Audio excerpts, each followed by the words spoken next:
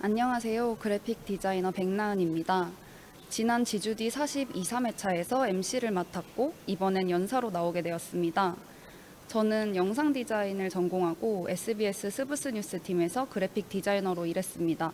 올해 초 직장을 옮겨 현대백화점에서 온라인 식품물 디자이너로 일하고 있습니다. 브랜드를 만들고 관리하는 역할을 맡아 경력을 확장 중에 있습니다. 오늘 제가 주목할 디자이너는 SBS 스브스 뉴스 디자인 총괄 김태화 디자이너입니다. 김태화님은 학부에서 애니메이션을 전공하고 2013년부터 공연기획사에서 본격적인 디자인 경력을 시작했습니다. 2015년부터 현재까지 SBS 스브스 뉴스에서 디자인 총괄로 근무하고 있습니다. 저는 오늘 김태화 디자이너를 시스템 디자이너이자 편견을 바꾸는 디자이너라고 소개하려고 합니다. 하나씩 그의 작업을 통해 설명하겠습니다. 그가 스브스뉴스 팀에 합류하게 된 계기부터 멋집니다. 생긴 지 얼마 되지 않은 방송국 미디어 채널에서 캐릭터를 사용하는 것에 흥미를 느껴 지원하게 되었다고 합니다. 아직 체계적인 프로세스 없이 운영되던 캐릭터와 브랜드 아이덴티티를 본인이 잘 정리할 수 있겠다고 생각했습니다. 입사 후 가장 먼저 파일럿 형태로 제작된 초창기 캐릭터의 선을 정리하고 형태를 체계화시켰습니다. 콘텐츠의 적극적인 활용이 가능하도록 이모티콘도 만들었습니다. 로고 타입도 심볼릭하고 활용이 용이하게 개선해 현재 대중에게 가장 익숙한 로고를 만들었습니다. 지금 보여지는 화면은 시즌별로 캐릭터를 활용해 제작한 포스터와 배너 디자인입니다. 뉴미디어 산업의 성장과 함께 브랜드는 빠르게 성장했고 드디어 2019년 제대로 된 브랜드 리브랜딩이 이루어졌습니다. 플랫폼 특성상 대부분의 비주얼이 스크린으로 보여지는 점을 감안해 컬러의 채도를 확 끌어올렸고 강렬한 도형 그래픽을 등장시켰습니다. 강하고 또렷한 이 도형 그래픽은 다양한 카테고리를 가진 스브스 뉴스 콘텐츠로부터 나왔습니다. 말풍선이라는 소재를 이용해 각 카테고리의 개성을 살리고 그것을 관통하는 하나의 상징성도 가져가고자 했습니다. 실제로 말풍선이라는 테마는 디자인 자유도가 높아 다양한 어플리케이션에 적용했을 때 이렇게 재미있는 디자인 결과물이 나왔습니다. 스브스 뉴스 디자인팀에서는 이 브랜드 아이덴티티를 지속적으로 확장해 나가려는 시도를 하고 있습니다. 팀원 김화경 디자이너와 함께 어플리케이션들입니다. 계속 확장해 나가려는 시도를 하고 있는데 팀원 김화경 디자이너와 함께 도형 그래픽을 캐릭터화하는 작업을 진행 중입니다. 전통적인 젠더가 분명한 이전 캐릭터에서 앞으로 나아가기 위한 시도 중 하나로 스브스 뉴스의 개성과 방향성이 뚜렷하게 드러나는 결과물이라고 생각합니다. 김태환님은 스브스 뉴스 디자인팀이 시스템을 만드는 사람들이라고 말합니다. 브랜드의 비주얼을 만드는 것을 넘어 PD와 편집자 등 협업자들이 효율적으로 일할 수 있는 시스템을 구축한다는 것입니다. 디자인팀에서 프리미어 영상 템플릿을 배포해 제작 시간을 반 이상 단축하고 또 PPT를 이용해 카드뉴스 팸플릿을 제작해 디자인을 전공하지 않은 인턴들도 알아서 카드뉴스를 만들 수 있습니다. 그는 계속해서 디자이너가 데일리 제작에서 공수를 더는 것에 대해 고민합니다. 효율적이고 안전한 시스템 안에서 디자이너들이 후반 작업자의 역할을 넘어 새로운 기획과 브랜드 유지 관리에 집중할 수 있도록 하는 것이 그의 목표입니다.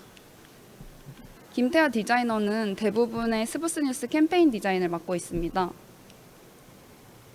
무거운 주제를 너무 무겁지 않게 사람들이 참여할 수 있도록 힙하고 재밌게 표현하는 것이 그가 디자인하는 캠페인의 특징입니다. 소개할 첫 번째 캠페인은 2019년 진행된 스쿨미투는 졸업하지 않았다입니다. 전국 중고등학교 학생들이 스쿨미투에 대해 졸업생들이 응답하고 연대하는 형태로 기획된 캠페인입니다. 10대부터 70대에 이르는 다양한 여성들의 성폭력 고발을 담은 영상을 시청 외벽에 쏘는 미디어 파사드도 진행했습니다. 저는 상영날 실제로 시청에서 미디어 파사드를 봤는데 남녀노소 불문하고 시청을 지나는 모든 사람들이 멈춰서 이 영상을 시청하는 모습이 무척 인상 깊었습니다.